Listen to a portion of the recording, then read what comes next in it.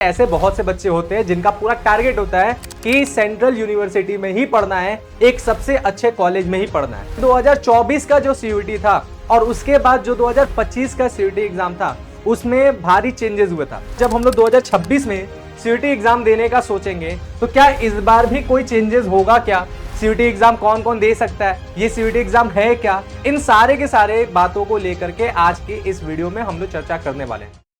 Hello दोस्तों, आप सभी बच्चे जो पिछले बार सीयूईटी का एग्जाम दिए थे और उनका बाय चांस नहीं हुआ होगा तो वो इस बार भी सीयूईटी की तैयारी कर रहे होंगे, क्योंकि ऐसे बहुत से बच्चे होते हैं जिनका पूरा टारगेट होता है कि सेंट्रल यूनिवर्सिटी में ही पढ़ना है, एक सबसे अच्छे कॉलेज में ही पढ़ना है। तो वो तैयारी अपना करना चाह रहे होंगे, कर रहे होंगे। और जो बच्चे इस बार क्लास 12th में हैं उनको भी सीयूईटी का एग्जाम जो है जरूर देना होगा, तो वो भी जो है अपनी तैयारी को लेकर के मन में ढेर सारे क्वेश्चंस को लेकर के चल रहे होंगे। क्या? तो क्वेश्चंस ये होंगे कि जैसे 2024 का जो सीयूईटी था और उसके बाद जो 2025 का सीयूईटी एग्जाम था उसमें भारी चेंजेस हुआ था, बहुत सी चीजें बदला था। जैसे पहले हाइब्रिड मॉडल में 2024 में हाइब्रिड मॉडल में एग्जाम हुआ था, सीबीटी और ऑफलाइन दोनों तरीका था, यानी कंप्यूटर बेस्ड टेस्ट भी था, यानी ऑनलाइन मोड भी था और ऑफलाइन मोड भी था, यानी पेपर में भी था। वो क्या हो गया, ओनली सीबीटी हो गया, यानी कंप्यूटर बेस्ड टेस्ट यानी ऑनलाइन हो गया। उसके साथ साथ जो सब्जेक्ट में भी जो कुछ कुछ सब्जेक्ट ऐसे थे उनके सिलेबस में भी कुछ चेंजेस हुआ। जैसे हम अपने सब्जेक्ट की बात करें अकाउंटेंसी में, तो अकाउंटेंसी में क्या हुआ कि हमारा कंप्यूटराइज्ड बेस्ड अकाउंटेंसी जो था उसे ऑप्शनल में रख दिया गया। ठीक है, तो ऐसे करके काफी ढेर सारे चेंजेस आपको मिले। तो क्या इस बार भी 2025 के बाद जब हम लोग 2026 में सीयूईटी एग्जाम देने का सोचेंगे तो क्या इस बार भी कोई चेंजेस होगा क्या? क्या इस बार भी कुछ बदलाव होने वाला है? इस प्रकार के आपके दिमाग में जो जो क्वेश्चन है कि इसका जो है फॉर्म कब आएगा, सीयूईटी एग्जाम कौन कौन दे सकता है, ये सीयूईटी एग्जाम है क्या, इन सारे के सारे बातों को लेकर के आज की इस वीडियो में हम लोग चर्चा करने वाले हैं। तो सभी बच्चे फटाफट हो जाओ तैयार और क्या करो, इस वीडियो को बकायदे एकदम दिमाग में उतार लो ताकि हर चीज आपको याद रहे। और जिसको भी सीयूईटी के बारे में जानकारी चाहिए उन तक इस प्रकार की वीडियो जरूर पहुंचाओ, इस वीडियो को जरूर पहुंचाओ। तो चलो बात करते हैं क्या होने वाला है। सीयूईटी एग्जाम का इस वीडियो में आपको कंप्लीट गाइड मिलेगा, यानी पूरा का पूरा मार्गदर्शन मिलेगा, ए टू जेड बातें आपको समझ में आ जाएगा। और उसके बाद भी यदि आपके दिमाग में कोई कंफ्यूजन रह जाता है, जनरली हमको लगता है कि हम ये वीडियो बता रहे हैं, इसमें जितनी बातें बता रहे हैं कोई कंफ्यूजन नहीं रहेगा, लेकिन अगर रह जाता तो आप कमेंट भी कर सकते हो, तो कमेंट में जरूर पूछ लेना। सबसे पहले बात करते हैं कि ये जो सीयूईटी एग्जाम होता है ये सेंट्रल यूनिवर्सिटीज के लिए होता है। ठीक है, किसके लिए? सेंट्रल यूनिवर्सिटी के लिए होता है, यानी आप समझ लो कि इंडिया के जो सबसे बेस्ट यूनिवर्सिटीज हैं उनमें एडमिशन पाना है तो सीयूईटी एग्जाम के जरिए ही जा सकते हैं। जैसे यहाँ पे हमने कुछ एग्जांपल्स दिए हैं जो हम लोग के द्वारा पढ़ने वाले बच्चे अक्सर जिसको टारगेट करते हैं। क्या एग्जांपल है? सबसे पहला दिल्ली यूनिवर्सिटी, इसमें जाना चाहते हैं। दूसरा बीएचयू जिसे बनारस हिंदू यूनिवर्सिटी कहते हैं, इसमें जाना चाहते हैं। फिर उसके बाद जेएनयू यानी जवाहरलाल नेहरू यूनिवर्सिटी जाना चाहते हैं। इसके साथ आप एएमयू भी कह सकते हो, एएमयू यानी इलाहाबाद यूनिवर्सिटी। ठीक है, हम सॉरी एयू कह सकते हैं, एयू यानी इलाहाबाद यूनिवर्सिटी। इसमें भी जाने के लिए बच्चे जो है तैयार होते हैं। और ऐसे करके ढेर सारी यहां पर देखो एंड मैनी मोर, यानी इसके अलावा भी बहुत से कॉलेजेस हैं, बहुत सी यूनिवर्सिटीज हैं जिसमें एडमिशन आप सीयूईटी के जरिए पा सकते हो। ठीक है, तो यहां आप सभी बच्चों का टारगेट होता है। यहां पर देख लेना, आप लोग कमेंट करके बता दो कि आपका कौन सी यूनिवर्सिटी का टारगेट है। तो पहले क्या होता था, बहुत पहले के समय, मतलब कि जब तक सीयूईटी नहीं आया था उस समय तक क्या होता था कि आपके लिए जिस कॉलेज में आपको एडमिशन लेना है, जिस यूनिवर्सिटी में आपको एडमिशन लेना है, वहां का एंट्रेंस अलग से होता था। तो उसके लिए अलग से फॉर्म भरते थे और एंट्रेंस देते थे, फिर जाके होता था। अब सारे के सारे कॉलेज की यूनिवर्सिटी के एंट्रेंस एक ही एग्जाम हो रहा है और उस एक एग्जाम के जरिए आप कॉम्बिनेशन सेलेक्ट करके, सब्जेक्ट का कॉम्बिनेशन बना करके आप उनके कट ऑफ में आ सकते हो और एक एंट्रेंस के साथ आप उसमें एडमिशन पा सकते हो। इसीलिए यह है क्या, सीयूईटी। ठीक है, चलो आगे बात करते हैं। अगली बात हमारा क्या है कि सीयूईटी का एग्जाम पैटर्न क्या होता है।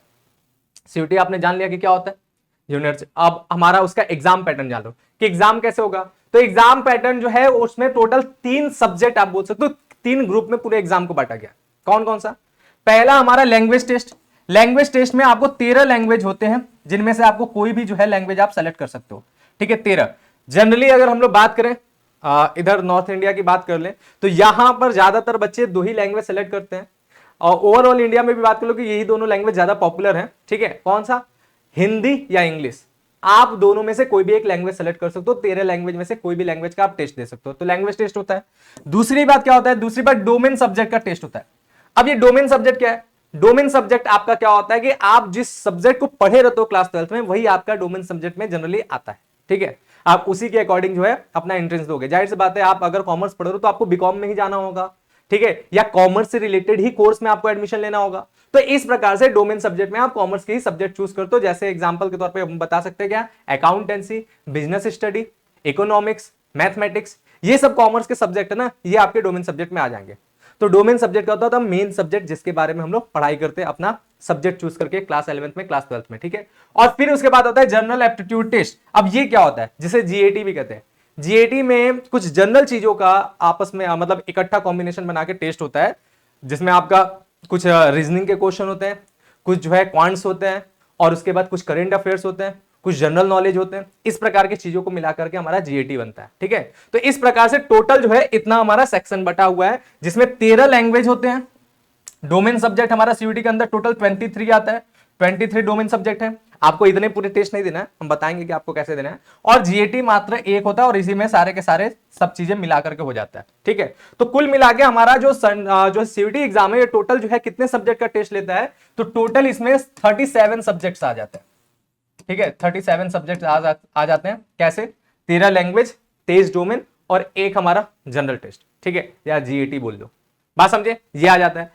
फिर इसके बाद हमारा अगली बात करते हैं। तो अगली बात करते हैं कि जो सबसे पहला सेक्शन है यानी लैंग्वेज टेस्ट का, उसमें आपको क्या है।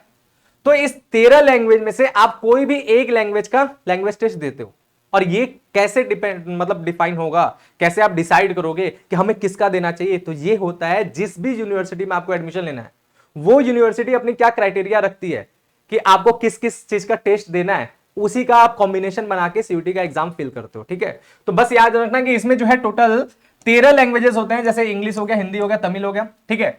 और इसमें तैयारी करने के लिए आपको जो है पूरा का पूरा कॉम्प्रिहेंशन, ग्रामर और वोकैब, ये इसका मेन टारगेट होता है। चाहे किसी भी सब्जेक्ट को, मतलब किसी भी लैंग्वेज को सिलेक्ट करो, उसमें कॉम्प्रिहेंशन, ग्रामर और वोकैब को आपको मजबूत करना होगा। इसको तैयार कर लो तो आपका तैयार है लैंग्वेज टेस्ट, ठीक बात। और इसके साथ साथ जो ज्यादातर स्टूडेंट इसमें क्या चूज करते हैं, हमने बोला ना English, maximum student English choose करते हैं, लेकिन हाँ कुछ ऐसे भी बच्चे होते हैं जो हिंदी भी चूज करते हैं। यानी इंग्लिश के बाद जो सेकंड नंबर पे आता है वो क्या होता है, हिंदी आता है, ठीक है। तो हिंदी या इंग्लिश में से कोई भी चूज कर सकते हो, कोई भी, आपके ऊपर मतलब कोई पाबंदी नहीं है कि आप यही सब्जेक्ट चूज करो, आप जो भी लैंग्वेज यूज करना है आप चूज कर सकते हो, ठीक है, डन बात। और ये एग्जाम टेस्ट की बात हो रहा है, एग्जाम के मोड की बात नहीं हो रहा है, मीडियम की बात नहीं हो रहा है। आप सीयूटी का एग्जाम हिंदी मीडियम में भी दे सकते हो, हिंदी मीडियम के देते हुए आप इंग्लिश लैंग्वेज भी चूज कर सकते हो। तो बस इंग्लिश का एग्जाम जो है इंग्लिश में होगा, बाकी सारे एग्जाम आपका हिंदी मीडियम में होगा, समझे। और अगर आपने जो है एग्जाम का जो मीडियम है, अगर उसको इंग्लिश चूज कर लिया तो इंग्लिश का भी एग्जाम इंग्लिश में होगा, और बाकी सारे के सारे भी इंग्लिश में होगा। और मान लो इंग्लिश मीडियम चूज किया, लेकिन यहां लैंग्वेज टेस्ट में आपने हिंदी चूज कर लिया, तो हिंदी का एग्जाम हिंदी में होगा, बाकी सारे इंग्लिश में होगा, समझ रहे हो ना। तो मीडियम अलग है, लैंग्वेज टेस्ट अलग है, कंफ्यूज मत होना। आप एग्जाम का जब फॉर्म भरते हो, सीयूटी का जब फॉर्म भरते हो, रजिस्ट्रेशन कराते हो, तो वहां पे मीडियम चूज करने का ऑप्शन आता है। तो वहां पे आप मीडियम चूज करोगे तो उस मीडियम में आपको पेपर देना है, और लैंग्वेज का जो एग्जाम आप टेस्ट करो, चूज करो, वहां पे आपको हिंदी या इंग्लिश में से कोई चूज करोगे तो वो एग्जाम उसी लैंग्वेज में होगा, ठीक है। दोनों अलग अलग है। नेक्स्ट बात हम करते हैं सेक्शन 2 में डोमेन सब्जेक्ट क्या है। अब डोमेन सब्जेक्ट की अगर बात करें तो हमने बोला ना कि बहुत ढेर सारे डोमेन सब्जेक्ट होते हैं, टोटल 23। इसमें से आपको कौन सा चूज करना है। आप जिस भी कोर्स में एडमिशन लेना चाहते हो और जिस भी यूनिवर्सिटी में एडमिशन लेना चाहते हो, उस कोर्स का उस यूनिवर्सिटी में देखो कि क्या क्या क्राइटेरिया है, क्या कॉम्बिनेशन उसने बताया कि कौन कौन से सब्जेक्ट का उसमें देना है, किस सब्जेक्ट का उसने कट ऑफ देख के आपको एडमिशन देना है, उसके हिसाब से आपका काम करोगे। जैसे हम एक एग्जांपल की बात करें, मान लो कि आपको बीएचयू को टारगेट आपने किया है, और बीएचयू में आपने मान लो कि बीकॉम टारगेट किया, ठीक है। बीएचयू में आपने क्या, बीकॉम ऑनर्स जो है ये टारगेट किया कि आपको बीकॉम ऑनर्स करना है, ठीक है। तो ये आपने अगर टारगेट किया है ये कोर्स, तो फिर आपको जो है डोमेन सब्जेक्ट में क्या होना चाहिए, डोमेन सब्जेक्ट में आपको अकाउंटेंसी होना चाहिए, ठीक है, और उसके साथ साथ बीएसटी होना चाहिए। ये 2 सब्जेक्ट आपका जो है डोमेन सब्जेक्ट में होना चाहिए, बस। बाकी आप कोई और दे रहे हो तो उससे मतलब नहीं, लेकिन डोमेन सब्जेक्ट में ये दोनों होना जरूरी है। इसके अलावा और कुछ भी आप दे सकते हो, लेकिन ये दोनों होना जरूरी है, क्योंकि इन दोनों का वो कट ऑफ देखेगा, ठीक है, इन दोनों का मार्क्स देखेगा। और एक जो है बीएचयू के लिए जनरल एप्टीट्यूड टेस्ट जो है जीएटी, वो होना चाहिए। तो इन तीनों का वो देखेगा मार्क्स, और उसके अकॉर्डिंगली आपको क्या करेगा, बीएचयू एडमिशन देगा। तो इसलिए जब भी आप सीयूटी का एग्जाम दोगे तो ये 3 कॉम्बिनेशन जरूर होना चाहिए। अगर आपको बीएचयू में एडमिशन पाना चाहिए तो ये 3 सब्जेक्ट का टेस्ट जरूर होना चाहिए। इसके साथ आप लैंग्वेज भी दे सकते हो किसी और यूनिवर्सिटी के अकॉर्डिंग, इसके साथ साथ आप इकोनॉमिक्स भी दे सकते हो किसी और यूनिवर्सिटी को देख करके, इसके साथ साथ अगर आपको मन है तो आप मैथ्स भी देख सकते हो किसी और यूनिवर्सिटी को देखते हुए। तो जिस भी यूनिवर्सिटी को टारगेट कर रहे हो, जिस भी कोर्स में टारगेट कर रहे हो, उसकी आप जो है कॉम्बिनेशन को बाकायदे अच्छे से देखना और देखने के बाद ही फॉर्म भरना, ये सबसे इंपॉर्टेंट रोल है। अगर इस चीज में बच्चा गड़बड़ करता है तो चाहे जितना भी अच्छी तैयारी कर ले और चाहे जितना भी अच्छा मार्क्स ला ले, आपका एडमिशन नहीं होगा। और पता है मैक्सिमम बच्चे यहां पे गड़बड़ करते हैं, इसलिए फॉर्म भरने से पहले बाकायदे रिसर्च कर लेना, बाकायदे हर यूनिवर्सिटी का टैब खोल खोल के, हर कोर्स का टैब खोल खोल के सेलेक्ट कर लेना, पेपर लिख लेना कि कौन कौन से पेपर उसमें आएंगे, और उसके हिसाब से एक ऐसा कॉम्बिनेशन बनाना जिससे आप अपने सारे के सारे यूनिवर्सिटी को टारगेट कर पाओ। ठीक है, ये बहुत इंपॉर्टेंट है, इस पर ध्यान रखना। नेक्स्ट बात अगर हम लोग करें तो अगला आता है जनरल टेस्ट, जिसको जीएटी भी कहते हैं, जनरल एप्टीट्यूड टेस्ट। इसमें क्या क्या आने वाला है? तो देखो, इसमें सबसे पहले लॉजिकल रीजनिंग पूछा जाता है। रीजनिंग में दो तरह के रीजनिंग होते हैं, उसमें लॉजिकल रीजनिंग बात कर रहा है वो पूछा जाता है। फिर उसके बाद क्वांटिटेटिव एप्टीट्यूड, यानी इसको हम लोग कह सकते हैं क्वांट्स बोल सकते हैं, यानी एक तरह से बेसिक मैथ्स होता है, बेसिक मैथ्स होता है, उसके क्वेश्चंस यहां पे होंगे। और उसके बाद क्या होगा? उसके बाद इसमें करंट अफेयर्स होगा। और उसके साथ साथ जो है यहां पर एक बात बोल रहा है कि ये मैंडेटरी है किसके लिए? बीबीए, बीएमए और इंटीग्रेटेड जो भी कोर्स होते हैं उनके लिए ये जो है मैंडेटरी है। इसके अलावा हमने क्या बोला कि ये जो जीएटी है ये आपके बीएचयू के लिए भी, बीएचयू बीकॉम में भी जरूरी है। तो अगर बीएचयू बीकॉम आपको करना है तो आपको जीएटी जो है जरूर देना है। ठीक है, बात समझे? इसके अलावा यहाँ पे बीबीए में भी जीएटी जनरली पूछा ही जा रहा है, बीएमएस कोर्स में भी है, और इंटीग्रेटेड कोई भी कोर्स है वहां पे पूछा जा रहा है। ठीक है, क्लियर बात? चलो नेक्स्ट क्या है? नेक्स्ट हमारा जो है एग्जाम पैटर्न। एग्जाम पैटर्न कैसे होगा भाई? तो 60 मिनट का हर पेपर होगा। ठीक है, जितने भी पेपर आप सेलेक्ट करो, मैक्सिमम 5 पेपर सेलेक्ट कर सकते हो। ठीक है, मैक्सिमम 5 पेपर सेलेक्ट कर सकते हो, और बाकी जो है आप 3 तो देना ही चाहिए आपको। ठीक है, तो इस तरह से अब आपको जो है यहां पर क्या करना है, यहां पर हर पेपर के लिए आपको 60 मिनट का समय मिलेगा। हर पेपर, अगर आपने 5 सेलेक्ट किया है तो 60 मिनट का आप जो है 5 बार आप दोगे। अगर आपने 3 सेलेक्ट किया तो 60 मिनट का 3 दोगे। ठीक है, तो हर पेपर आपका 60 मिनट का होगा, बात समझे? और हर एक पेपर में आपके पास टोटल 50 क्वेश्चन होंगे। हर एक पेपर में, कोई भी पेपर हो, लैंग्वेज में भी 50 क्वेश्चन, डोमेन सब्जेक्ट भी कोई भी आप सेलेक्ट किए उसमें भी 50 क्वेश्चन, और जीएटी में भी आपको 50 क्वेश्चन मिलेगा। ठीक है, और सारे के सारे क्वेश्चंस करना एकदम कंपलसरी है। बस अकाउंटेंसी में आपको कंप्यूटराइज अकाउंटिंग जो होता है उसके लिए आपको क्या मिलेगा? ऑप्शन मिलेगा।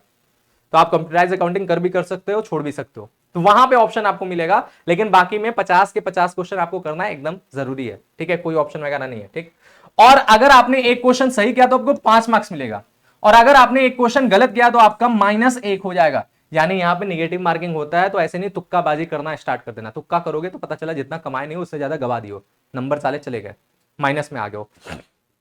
तो इसीलिए तुक्का यहां पे नहीं मारना होता, बड़ा सोच समझ के अच्छे से आंसर देना है, क्योंकि एक सही पे 5 नंबर है, तो अगर एक गलत है तो 1 नंबर चला भी जाएगा। ठीक, इसके बाद क्या है?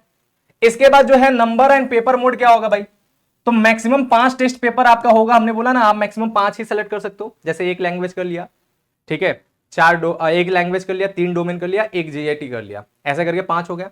या फिर हो गया आपका 4 डोमेन कर लिया, एक जीएटी हो गया, ऐसे करके। यानी ओवरऑल अगर 5 ही सेलेक्ट कर सकते हो तो 5 से ज्यादा नहीं कर सकते हो। फिर उसके बाद जो है ऑनलाइन मोड एग्जाम होगा, यानी सीबीटी, यानी कंप्यूटराइज बेस्ड टेस्ट होगा। यानी आप जो है एक सेंटर में जाओगे, वहां पे आपको कंप्यूटर पे बैठना और वहीं पे बैठ करके आपको एग्जाम देना है। सारा ऑनलाइन होगा, कोई ऑफलाइन पेपर वेपर पे काम नहीं करना है। ठीक, चलो नेक्स्ट बात। नेक्स्ट जान लो कि एलिजिबिलिटी क्या है, कौन दे सकता है सीयूटी एग्जाम। तो जो भी बच्चा क्लास 12th में है अपियरिंग, वो अप्लाई कर सकता है, और जो भी बच्चा क्लास 12th पास कर चुका है वो भी अप्लाई कर सकता है। और एज लिमिट नहीं है। पहले एज लिमिट का कॉन्सेप्ट होता था अलग अलग यूनिवर्सिटी में, तो एज लिमिट नहीं है, इस बात को ध्यान रखना। सीयूटी कोई भी दे सकता है। तो क्लास 12th पास होना चाहिए सीयूटी के लिए। और उसके बाद यूनिवर्सिटी स्पेसिफिक क्राइटेरिया भी आपको देखना पड़ता है किसी भी कॉलेज में एडमिशन लेने के लिए। हमने ये बात आपको बार बार बोलते हैं ना कि हर एक यूनिवर्सिटी अपनी अपनी क्राइटेरिया बताता है, तो उस क्राइटेरिया को भी देखना पड़ेगा कि वो कौन सी क्राइटेरिया बता रहा है। और सीयूटी एग्जाम में आपको देखो, सीयूटी यूजी होता है, सीयूटी पीजी होता है। तो यूजी के लिए 12 पास होना चाहिए, लेकिन पीजी के लिए आप 12 पास थोड़ी ना होगे, वहां पे ग्रेजुएट होना चाहिए। तो इस तरह से अभी हम सीयूटी यूजी के बारे में आपको बता रहे हैं। डन बात? तो 12 पास कर लोगे तो आप जो है क्या है इसके लिए एलिजिबल हो, और 12 में अगर अपियरिंग भी होगे जैसे अभी आप क्लास 12 में, तो भी आप एलिजिबल हो। ठीक बात, ये बात समझ में आया? नेक्स्ट बात देख लो। नेक्स्ट बात हमारा क्या है? नेक्स्ट बात अब हम लोग कहते हैं कि एप्लीकेशन का टाइमलाइन क्या है, मतलब पूरा टाइमलाइन हम समझो कि सीयूटी की अपनी टाइमलाइन क्या होती है। तो जनरली जो हमारा एप्लीकेशन फॉर्म होता है, यानी रजिस्ट्रेशन आपको जब सीयूटी यूजी में कराना है, तो वो जनरली कब तक आ जाता है? तो ज्यादातर टाइम फरवरी में आ जाता है। ठीक है, फरवरी में आ जाता है, लेकिन पिछले बार मार्च में आया था, तो मार्च या फरवरी में आपको जो है ये मिलता है। ठीक बात। एग्जाम कब होगा? एग्जाम जो है मई जून में ही होता है, मई के लास्ट वीक में और जून के जो है फर्स्ट वीक में, इस तरह से मई से जून में आपका एग्जाम होता है। ठीक है, मई से जून के बीच में आपका एग्जाम होता है, ये बात याद रखना। और उसके बाद रिजल्ट कब आता है, तो रिजल्ट हमेशा जुलाई में आ जाता है। ठीक है, रिजल्ट आपको हमेशा कब मिल जाएगा, जुलाई में मिल जाएगा। जुलाई के जो है 15 जुलाई के आसपास तक पूरा फाइनल हो जाता है रिजल्ट। ठीक है, तो इस प्रकार से आपका ये पूरा का पूरा टाइमलाइन चलता है। और आपको अगर इसमें एप्लीकेशन डालना है तो याद रखिए फरवरी से मार्च के बीच में आप एकदम एक्टिव रहिएगा, कभी भी नोटिफिकेशन आएगा रेडी रहिएगा। वैसे तो हम लोग हैं ही वीडियो बना के बताने के लिए, लेकिन फिर भी रेडी रहिएगा, तुरंत आप जो है कर लीजिएगा रजिस्ट्रेशन। नेक्स्ट बात देखो क्या है, नेक्स्ट बात अब क्या होता है, ये एक ऐसा क्वेश्चन है जो बच्चे बार बार पूछते हैं, लगातार पूछते हैं, और हम इसका आंसर नहीं देना चाहते हैं, लेकिन यहां पे हमने रखा है थोड़ा सा आपको समझाने के लिए कि सीयूटी का कट ऑफ क्या होगा। कट ऑफ जो है हर साल बदलने वाली चीज है, कब पेपर कैसा है, कब पढ़ने वाले बच्चे कैसे हैं। किसी किसी पूरे के पूरे बैच में बच्चे जो है बड़ा बेकार पढ़ने वाले, वहां पे कट ऑफ खराब हो जाता है, कम हो जाता है। अगर पढ़ने वाले बच्चे बहुत अच्छे, कट ऑफ बहुत हाई हो जाता है। पेपर अगर आसान है तो कट ऑफ हाई हो जाता है, पेपर अगर हार्ड है तो कट ऑफ लो हो जाता है। ठीक है, तो ये हर साल चेंज होने वाला है, और हर एक यूनिवर्सिटी में भी कट ऑफ अलग अलग हर साल होता रहता है। तो इसीलिए फाइनल कट ऑफ जो है ना, जिस समय आपका रिजल्ट आता जाता है और जिस समय एडमिशन होता है उसी समय पता चलता है। तुक्केबाजी बताने का और एक्सपीरियंस से बताने का कोई मतलब नहीं होता है, हर बार बदलने वाली चीज है। इसलिए इसके बारे में आपको चिंता नहीं करना है, आपको अच्छे से पढ़ाई करना और मैक्सिमम मार्क्स लाना है, यही आपका टारगेट होना चाहिए। ठीक, दूसरी बात क्या है कि सब्जेक्ट कॉम्बिनेशन और यूनिवर्सिटी रिक्वायरमेंट्स, यहां पर हम लगातार आपको बताया जा रहे हैं कि जो भी सब्जेक्ट का कॉम्बिनेशन बनेगा वो आपका यूनिवर्सिटी को टारगेट लेकर के आपको बनाना है, ये बात हम लगातार बता रहे हैं, यही बात यहां भी लिखा है। और उसके बाद जो है बोर्ड और सीयूटी टुगेदर, ये क्या है, ये वो बच्चे लगातार पूछते रहते हैं, हम जब बैच में पढ़ाते रहते हैं तब भी ये क्वेश्चन लगातार आता रहता है, और इसी क्वेश्चन को बताने के लिए समझ लो कि ये पूरी की पूरी वीडियो भी थी। यही सबसे इंपॉर्टेंट बात है कि क्या अभी हम लोग सीयूटी की तैयारी कर सकते हैं। सर सीयूटी की तैयारी कब कराओगे, सर हिंदी मीडियम वाला बैच कब लाओगे, लगातार आप लोग पूछ रहे हो ना, तो इसी के लिए ये हमारा वीडियो है। जो सीयूटी की तैयारी है वो आप कर ही रहे हो, अगर आप क्लास 12 पढ़ रहे हो, अच्छे से देख रहे हो, जान रहे हो, पढ़ रहे हो, तो इस बात को आप मान के चलो कि आप अपने डोमेन सब्जेक्ट को तैयार करते चल रहे हो। ठीक है, डोमेन सब्जेक्ट में तो यही तो है ना, अकाउंटेंसी है, बिजनेस स्टडी है, इकोनॉमिक्स है, यही सारे तो हैं। तो आपके डोमेन सब्जेक्ट तैयार होने हैं, बस आपको एक्स्ट्रा एफर्ट क्या डालना है, एक्स्ट्रा एफर्ट यही डालना है कि आप जो है ना हर एक डोमेन सब्जेक्ट के हर एक सब्जेक्ट को पढ़ने के बाद आपको क्या करना है, उसके ढेर सारे एमसीक्यूज लगाने हैं। आपको जितनी किताबें मिलेंगी उनके एमसीक्यूज लगा लो, अगर नहीं तो आप मार्केट से जाकर के जो है सीयूटी की कोई किताब ले लो जहां पे एमसीक्यूज मिलेगा, प्रीवियस ईयर पेपर मिलेगा, वो ले आ लो। ठीक है, उसको लाने के बाद एमसीक्यूज पे आप प्रैक्टिस करते रहो, यही आपका तैयारी है। आप दोनों कर रहे हो, आप क्लास 12 भी कर रहे हो, सीयूटी भी कर रहे हो। हर संडे सीयूटी की किताब की जिस चैप्टर को आपने पढ़ लिया, मान लो एक संडे है, आपने मान लो इस वीक जो है पहला चैप्टर पढ़ लिया सारे सब्जेक्ट का, तो हर पहले चैप्टर का आपने एमसीक्यू सॉल्व कर लिया, हो गया तैयारी। ऐसे ही करना है, क्योंकि एमसीक्यू पूछा जाता है, तो आप बोर्ड के साथ उसकी भी तैयारी करो। इस तरह से आपके बोर्ड का भी तैयारी हो रहा है, कोई डिस्टर्बेंस नहीं है, आप सीयूटी की तैयारी करो, कोई डिस्टर्बेंस नहीं है। लास्ट में आपको केवल और केवल जीएटी पे मेहनत करना पड़ जाएगा और लैंग्वेज टेस्ट में मेहनत करना पड़ जाएगा, समझ रहे हो। तो इसी तरह आप बोर्ड के साथ भी तैयारी कर ही रहो। अलग से बैच कब आएगा, कैसे क्या क्या होने वाला है, इसके बारे में भी जानकारी आपको वीडियो के माध्यम से मिलेगा। जब भी बैच लॉन्च होने वाला रहेगा, जब भी इस तरह की प्लानिंग होगी तो बताया जाएगा। ठीक बात, तो अच्छे तरीके से अभी आप बोर्ड को टारगेट करो, और जैसे हमने बताया कि बोर्ड के साथ सीयूटी कैसे हो सकता है, तो एमसीक्यूज की प्रैक्टिस करते रहो। कोई भी बुक ले लो जो पीवाईक्यूज वाले होंगे, उससे आप सॉल्व करते रहो, आपकी तैयारी एकदम परफेक्ट हो जाएगा, आप 100% सीयूटी क्रैक कर जाओगे। ठीक है, यही तरीका है, इसी तरीके से सीयूटी किया जाता है। तो बस आज की वीडियो में इतना ही। उम्मीद करते हैं इस बार के सीयूटी 2026 को लेकर के आपके जितने भी मन में जो जो समस्याएं हो वो सारे समाधान हो चुके हैं। अगर इसके बाद भी कोई क्वेश्चन रहता है तो आप कमेंट बॉक्स खुला है, कमेंट करो और पूछो। तो मिलते हैं हम लोग नेक्स्ट वीडियो में, तब तक के लिए थैंक यू, बाय, जय हिंद।